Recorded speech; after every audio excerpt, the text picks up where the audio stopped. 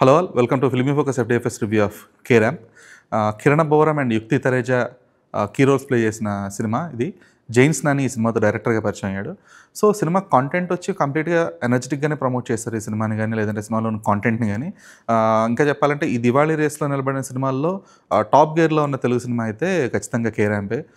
That two because of the earlier movie results కావచ్చు, ఈ cinema మీద కొంచెం ఎక్స్పెక్టేషన్స్ అయితే పెరిగాయి. సో సినిమా ఎలా ఉంది, ఏ రేంజ్లో ఆకట్టుకుంది అనే విషయాన్ని పక్కన పెట్టేస్తే కాసేపు సినిమాలోని కంటెంట్ అనేది ఖచ్చితంగా ఎంగేజింగ్ అయితే ఉంది.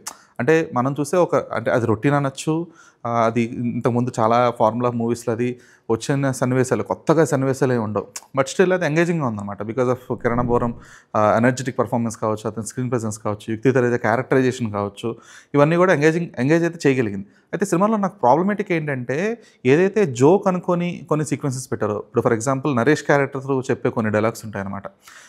అంటే ఆ డైలాగ్ చెప్పడానికి కూడా కొంచెం ఇబ్బందిగా ఉంది.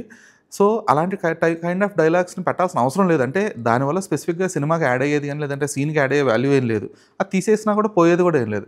బట్ స్టిల్ అది డైరెక్టర్స్ చీప్ చాయిస్ అనే చెప్పాలి.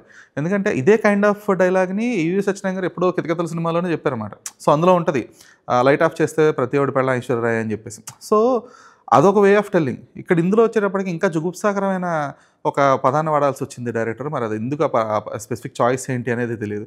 అండ్ అదొక్కటనే కాదు, ఈవెన్ నరేష్ అండ్ వెన్నెల కిషోర్ మధ్య వచ్చే ఒక సంభాషణ ఉంటుంది. అంటే ఎక్స్ప్లెయిన్ చేస్తాడనమాట. లిటరల్లీ ఫాదర్ ఒక సన్కి ఎక్స్ప్లెయిన్ చేసే విధానం ఏంటి, ఇది మీ అమ్మ, ఇది ఆంటీ అని చెప్పేసి ఎక్స్ప్లెయిన్ చేసే విధానం. సో అక్కడ ఆ స్పెసిఫిక్ బాడీ పార్ట్ని మెన్షన్ చేయడం కానీ, ఇదంతా కూడా చాలా అంటే ఇది ఒక cheap and vulgar kind of comedy. So why director pick that kind of comedy, Kiran Abbavaram దాన్ని ఎలా ఓకే చేయగలిగాడు, లేదంటే ఆ ప్రొడ్యూసర్స్ దాన్ని ఎలా ఓకే చేయగలిగారు అనేది వాళ్ళకే వదిలేయాలి. సో ఈ జుగుప్సాకరమైన కామెడీ అనేది పక్కన పెట్టేస్తే మిగిలిన కైండ్ ఆఫ్ ఎంటర్టైన్మెంట్ అంటే కానీ, రేసి ఫైట్ సీక్వెన్సెస్ కానీ, సంభాషణలతో తట్టు క్యారెక్టర్ త్రూ వచ్చే ఫన్ ఏదైతే ఉందో అదైతే బాగా పండింది. ముఖ్యంగా ఆ యుక్తి తరేజ క్యారెక్టర్ త్రూ క్రియేట్ అయ్యే ఫన్ సెకండ్ హాఫ్లో వెన్నెల కిషోర్ అండ్ యుక్తి తరేజ అండ్ కిరణ్ అబోరం కాంబినేషన్లో వచ్చే ఒక పబ్ సీక్వెన్స్ కానీ, ఈ కైండ్ ఆఫ్ ఫన్ అయితే బాగానే ఉండేది. అండ్ సాయి కుమార్, మురళీధర్ గౌడ్ ఇలాంటి క్యారెక్టర్ ఆర్టిస్ట్ అందరూ కూడా తమ కైండ్ ఆఫ్ సీనియారిటీతో క్యారెక్టర్స్ అన్నింటిని కూడా చాలా బాగా ప్లే చేశారు. ఇలాంటి ఎంటర్టైన్మెంట్ ఫిల్మ్స్ అండ్ ఫార్ములా ఫిల్మ్స్తో ప్రాబ్లం ఏమి ఉండదు, until unless they are boring, they are preachy. So ఈ రెండు ట్రై చేయలేదు డైరెక్టర్ నాని. సో సింపుల్గా వెళ్ళిపోయాడు. అయితే ఏదైతే జస్టిఫికేషన్ ఉందో అది ప్రాబ్లమేటిక్ అనమాట. అంటే problematic in the sense it's not convincing.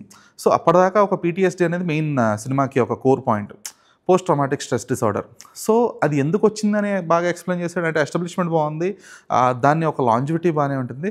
But ఏదైతే దానికి ఒక పే ఆఫ్, ఒక జస్టిఫికేషన్ ఉంటుందో అక్కడ అంటే ఇంకా చెప్తాడు కదా, ఎండింగ్లో కూడా అదే చెప్తాడు, లైక్ లిటరల్లీ ఇది ChatGPTలో వచ్చిన ఆన్సర్ అన్నట్లుగా. సో అది నిజంగానే ఆ కైండ్ ఆఫ్ కన్విన్సింగ్ ఉండదు అది. సో అందువల్ల అది సినిమాకి ఒక ప్రాపర్ కన్విన్సింగ్ క్లైమాక్స్ అయితే ఇవ్వలేకపోయింది.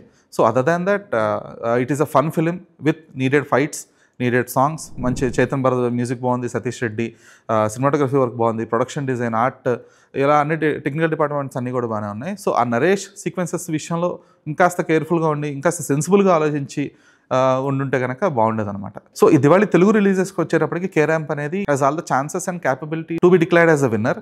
సో అది లాంగ్ రన్లో ఎలా ఉంటుంది అనేది చూడాలి. This is Dheeraj signing off.